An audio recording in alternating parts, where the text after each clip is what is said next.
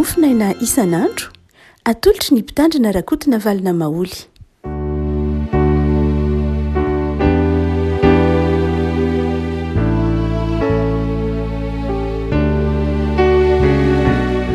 Falimaraba antsika revako malalatra ty alarobia fahavalo folo ny volana janoary ity.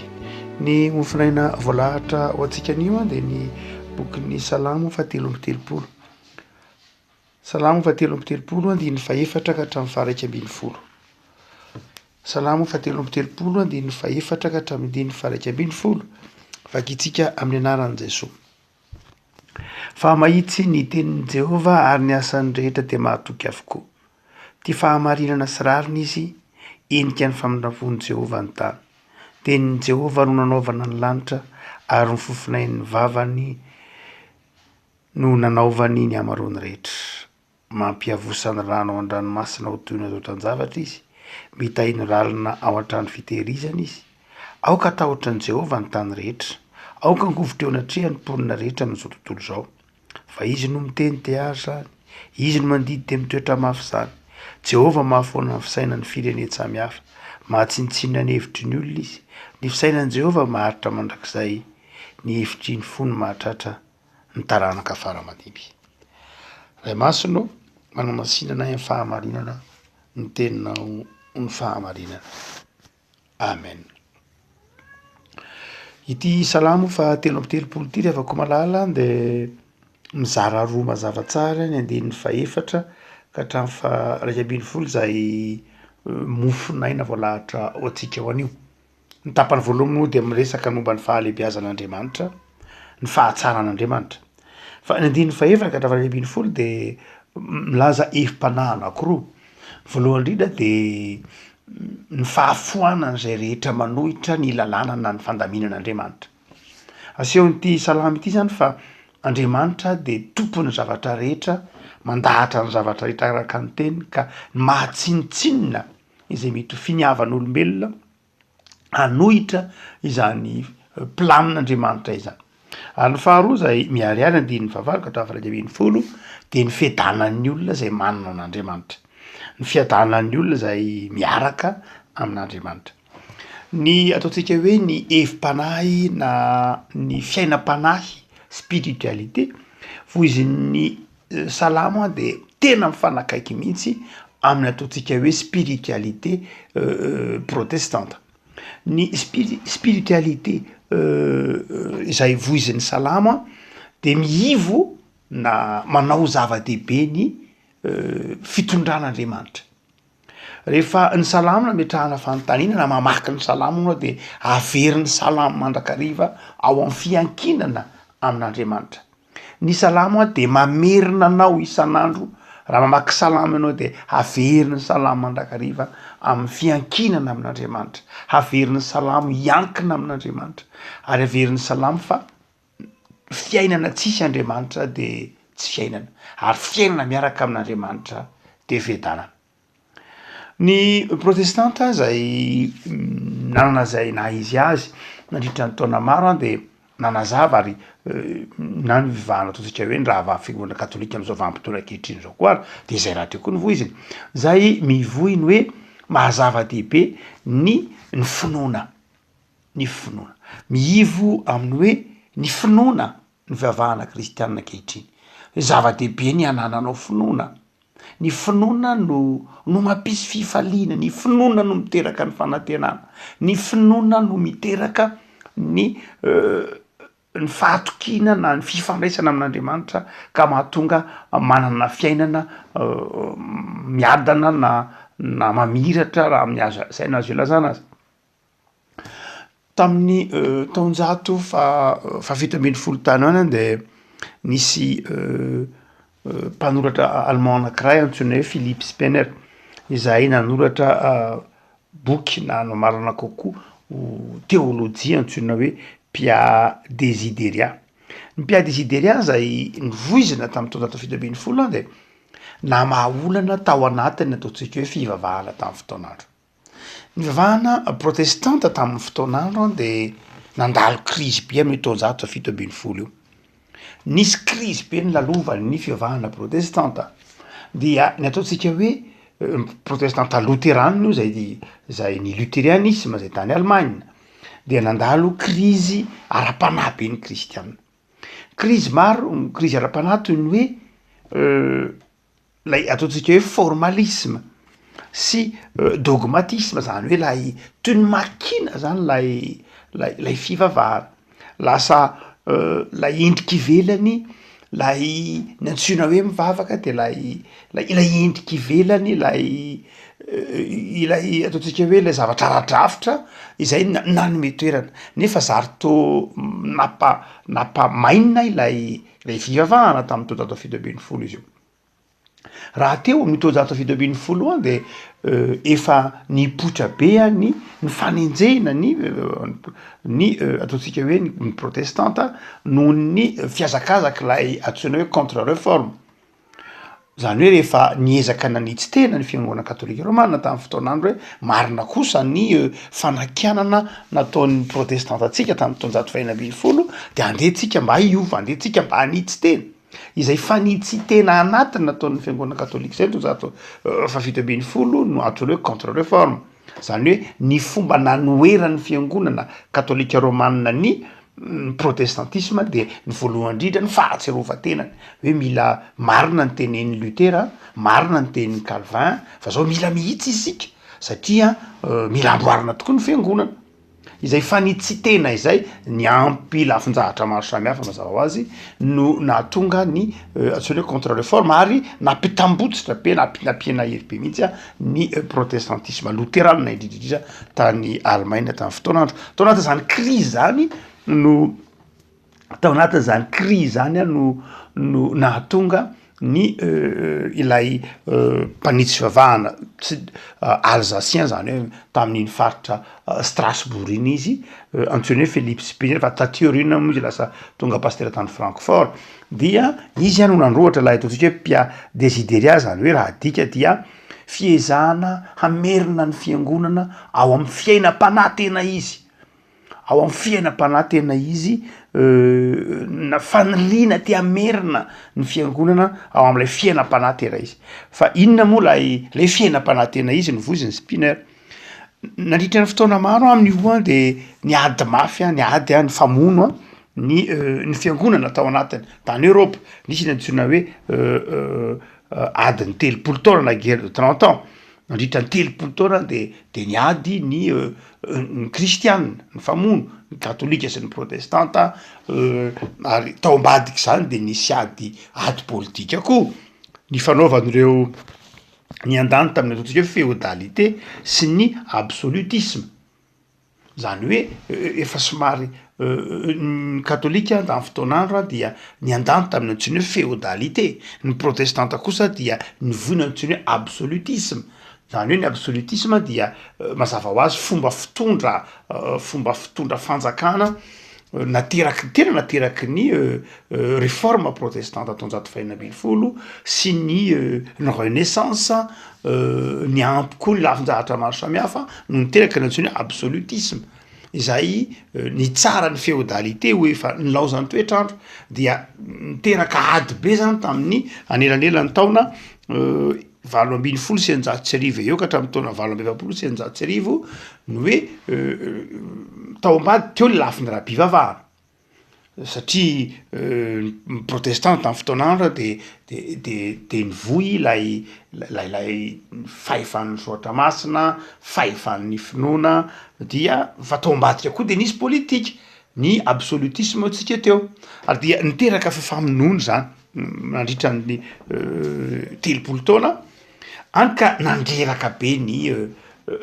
fiangonana, ny finoan'ny fiangonana. Fa rehefa tena ataondray mijery io ataontsika hoe guerre de 30 ans io na fifandonan'ny protestants sy ny katolika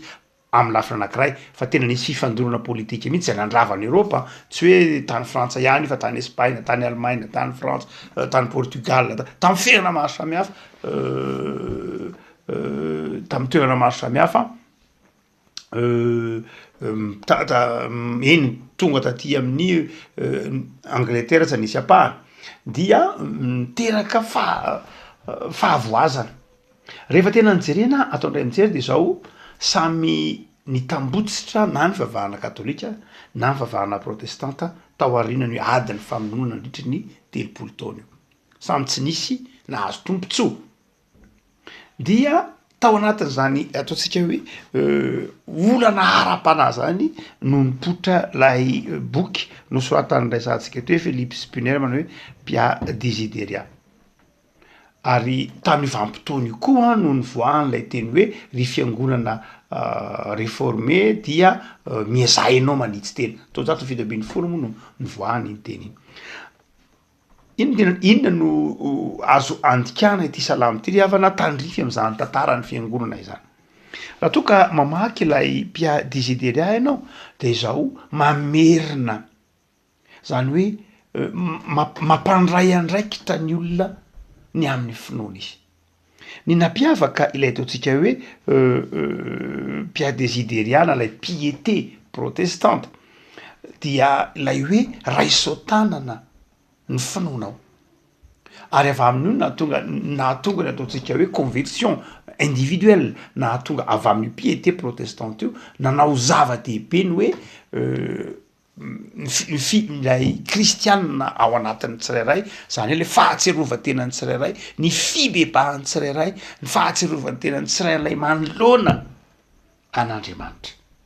zany hoe ny tsirairay miatrika an'Andriamanitra manahoana moa iza manahoana moa ianao miatrika an'Andriamanitra tsy hoe itsika miatrika an'Andriamanitra tsy hoe itsika miaraka amilahatra itsika fiangonana eo anatren'Andriamanitra tsy zay ihany ny fitsahan'Andriamanitra fa izao ny tsirairay mihitsy hiatrika an'Andriamanitra ny tsirairay mihitsy no hitakian'Andriamanitra fiovana tsy itsika miaraka ny takian'Andriamanitra fiovana fa ny tsirairay dia takian'Andriamanitra fiovana eto raha vako malala ity salamo ity de mamerina atsika zany olana ara-panahy izay nitranga tamin'ny taonjato fa 7 zany olana ara-panahy zay ieveran'ny kristianina anadonon'ny kristianina fa tompona andraikitra amin'ny finoany tsirairay avy eo anatren'Andriamanitra za pino za no ho tsarain'Andriamanitra enao pino enao ho tsarain'Andriamanitra nandritra ny taona maro a izay taloha naterahan'ny protestantisme de ny hoe ny pino a dia tsaraina ny zavatra nampianarina azy hoe raha ohatra ka nampianarina zavatra anankiray ianao de tsaraina ny zavatra nampianarina azy ny pino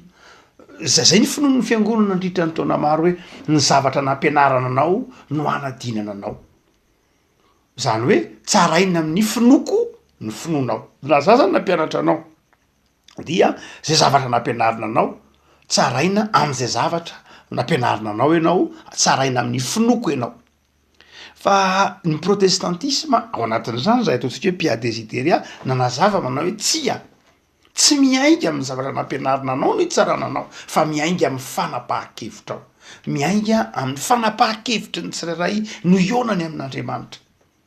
tsy hoe satria zao no nampianarina de afaka na satria zangy Andriamanitra tsy nahalala an'izao ka dia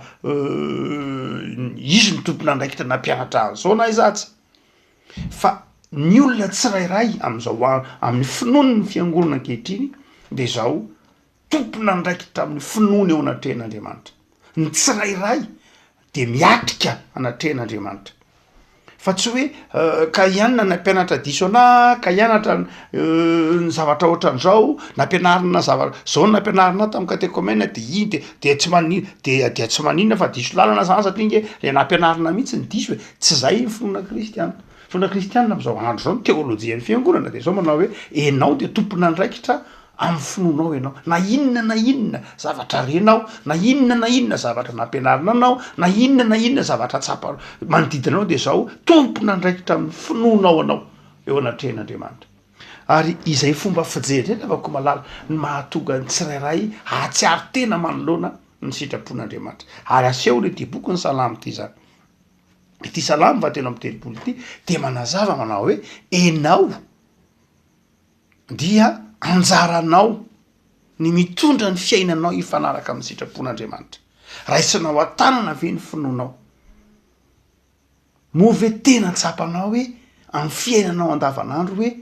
ao aminao Andriamanitra, tsy hoe ao amintsika ihany Andriamanitra fa ao aminao Andriamanitra, ary izay no mahatonga ny fanekempinoana anakiroa lehibe tazony ny fiangonana. De ny fanekempinoana zay ataontsika hoe credo, ny fanekempinoana apostolika izay manomboka amin'ny hoe izafo, manomboka amin'ny hoe izafo na lay sujet ilay lazaina zany dia iza ho mino. Fa ny faharoa fanekempinoana lehibe de lay hoe isika mino, fanekempinoana nikeanina. Zany hoe misy zany fotoana miaraka manambara ny finoantsika isika, fa misy fotoana iza mihitsy no manambara ny finoko, tsy isika irery no mianambara ny finoko fa iza koa manambara ny finoko ao anatren'Andriamanitra. Raha avako malala ity salamy ity ary de te ametraka anao amina lafin-javatra telo lehibe, 14 ka hatramin'ny 120. Zao fahefan'Andriamanitra ny mitondra izao rehetra zao, fahefan'Andriamanitra ny mitondra zao rehetra zao, ka tokony andray hanaiky izany fahefan'Andriamanitra izany ny rehetra. Ny fahefan'Andriamanitra zay mandamina zao rehetra zao de tokony ho fahefana ny ankina ny rehetra. Afaka malala hotsika manao hoe tompon'andraikitra amin'ny fanapahan-kevitra tsika isika, noho zany de zao ny fanapahan-kevitra andrasan'Andriamanitra aminao de zao hoe enao Andriamanitra no mitondro zao rehetra zao, enao no manapaka zao rehetra zao, izay fankatoavana ny fanekena ny sitrapon'Andriamanitra zay ny tiany mpanao salamo ho azonao voalohany indrindra, hoe ny fahefan'Andriamanitra nge ny mahasambatra anao, hoe fahefan'Andriamanitra nge maposaka an'io masoandro, hoe fahefan'Andriamanitra nge mampanonja an'io ranomasina, hoe fahefan'Andriamanitra nge mahasalama anao. Noho zany de zao ekeo zay fahefan'Andriamanitra eo amin'ny fiainantsika izay fahalebiazan'Andriamanitra izay. Fa ny hevim-panahy ny mpanao salamo ho takatrao ka ekenao fa tsy hoe ekentsika rehetra ihany fa ekenao manokana, dia izao manao hoe ekeo fa sambatra ianao rehefa miaraka amin'Andriamanitra, ekeo fa ao amin'Andriamanitra no misy ny fiadanana. Afaka malala raha toa ka mijery isika ny fiainany zanak'olombelona de mahita fa mizakazaka be ny ataontsika hoe ny teknôlôjia, mizakazaka be ny siansa, tsy maninona zany, tsy itsika mihitsy akory no ilaza fa ny siansa de tsy avy amin'Andriamanitra. Fatatsika tsara mihitsy fa ny siansa avy amin'Andriamanitra, nomen'Andriamanitra atsika ny fahalalana. Raha mamaky ny boky noabolana tsika de mazava ny boky noabolana fa ny siansa na ny fahendrenana ny fahalalana de avy amin'Andriamanitra.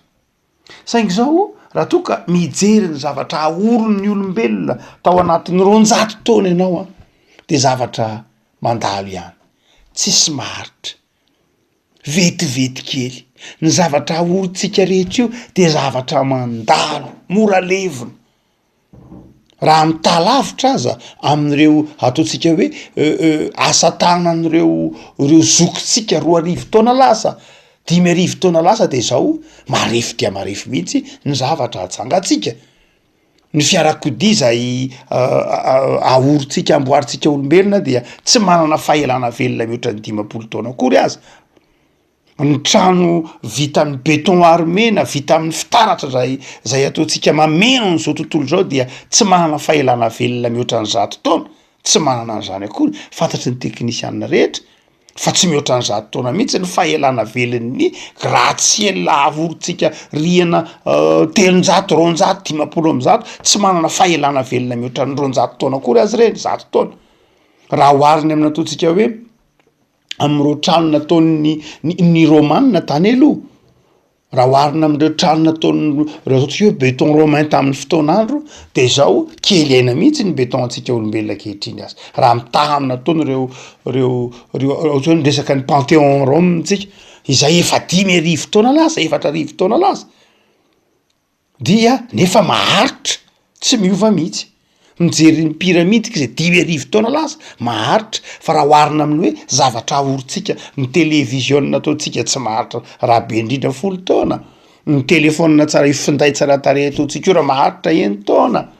10 taona ny zavatra ahorintsika zao zavatra rehetra de zao zavatra tsisy mateza avokoa mety tsara tareny ny tetezana orintsika ny lalana orintsika ny trano ny zavatra fa saingy zao tsy manana fahelana velona mihatra ny 200 taona akory reo fa malemy dia malemy fitaratra hazo lamba zavatra mandalo zavatra mielina no zany refako malala arakaraky ny androson'ny teknôlôjia ato tanànatsika aza nitova maika hatsapatsika hoe to mielina zany zavatra orin-tanantsika olombelona zany to tsy azo anteherana zany zavatra orintsika zany tsara ivelany vetivety de voatsangana saingy zao tsy maharitra mihitsy mora simba ary zay no mahatonga atsika heritreritra ry avako malala am'izao tonjato zao hoe makaiza moa so de ty zavatra eto ambonin'ny tany zay mielina sy mandalo ty no ametrahako ny foko so de ty zavatra zay tsy maharitra fa vetivety lalovan'ny afo na lalovan'ny sanatria zany lalovan'ny ororo-tany ray mandeha na lalovan'ny volkano ray mandeha de zao levona tsisy na inona satria seho'ny mpanao salama etra fa Andriamanitra mampiavosany rano izy nitahirin'ny rano lala ny fofonainy ny vavany nanaovany zavatra rehetra no zany de zao mampatahotra zany nefa koa manome toky ao amin'iza no ametrahanao ny fiainanao ny mpanao salama zany eto salama 7:30 dia mampatsiaro ilay toritenina alohan'ilay rangantsony hoe Philippe Spinner am'ilay Pia Desideria manao hoe raisao tanana ny fiainanao ary apetrao amin'Andriamanitra zany akino amin'Andriamanitra zany ao amin'Andriamanitra ihany no mampiadana anao fa tsinitsinina ny fiainana tsy misy Andriamanitra na ananana daholo ary zao rehetra zao zava-poana zany betsaka ny olona nanana ny zavatra rehetra teo amin'ity tany fandalovany ity fa tsy sambatra betsaka ny nanana ny zavatra rehetra teo amin'ity tany fandalovany ity fa tsy nanana na inona ny ala teto refako malala tiany ny mpanao salama ianao hametraka an'Andriamanitra hoivo ny fiainanao ary ny fahatelo farany zay mifanojo am'ilay ataontsika hoe spiritualité na ny fiainam-panahiny salama mifanojo am'izao fampianarana nataon'ny Philippe Spinner sy ny maha protestanta atsika na maha kristianina atsika izao dia ny halehibe ny famindrampon'Andriamanitra ny halava ny famindrampon'Andriamanitra ny famindrampon'Andriamanitra de tsy hitalany tsy hitalany mameno zao rehetra zao ny famindrampon'i Jehova ary izany famindrampon'i Jehova mameno zany dia hoy 15 henika ny famindrampon'i Jehova ny tany ary mahatratra ny taranaka faramandimby na inona zay ataontsika hoe herin'Andriamanitra de zao mitohatra amin'ny taranaka faramandimby zany famindrampon'Andriamanitra tsy mijanona amintsika rehetra Andriamanitra entitra masina saingy famindrampo nefa nisy Andriamanitra sary-piaro saingy famindrampo Andriamanitra ary mahatratra amin'ny taranaka faramandimby izany fisainan'Andriamanitra ny hevitr'Andriamanitra zany afaka mahatonga atsika mahatoky an'io Andriamanitra tsika io hoe ny Andriamanitra dia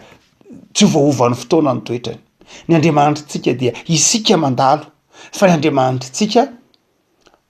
eo mandrakariva ny taranaka anankiray lasa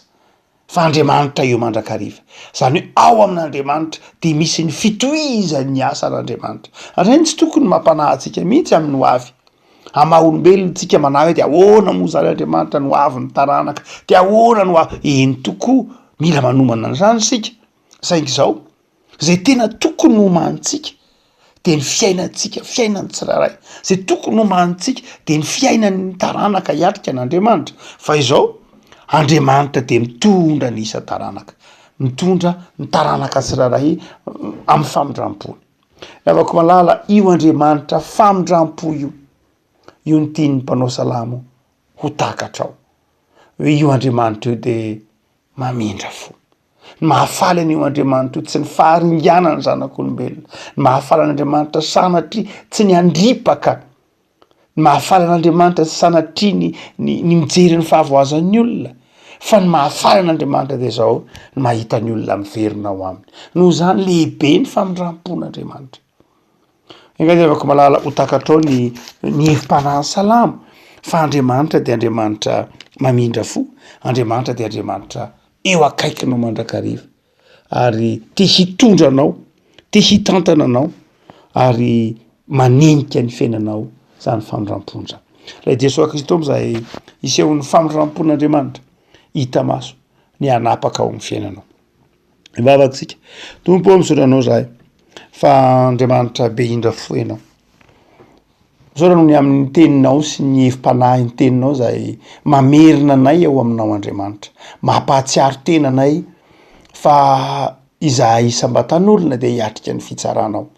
Izahay isam-batan'olona dia tompona andraikitra amin'ny fandrosoan'ny fiainam-panahinay, tompona andraikitra amin'ny fanapahan-kevitray ary hamarinina amin'ny finoana tsirairay avy.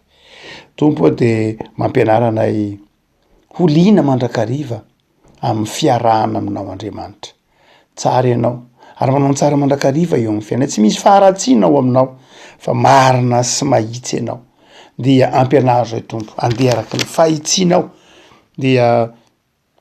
mivavaka izay Tompo ho an'ny ankohonanay, ho an'ny fitandremana, fiangonana misy anay tsiray avy, ny fanomponay ianao, ny tanindrazanay dia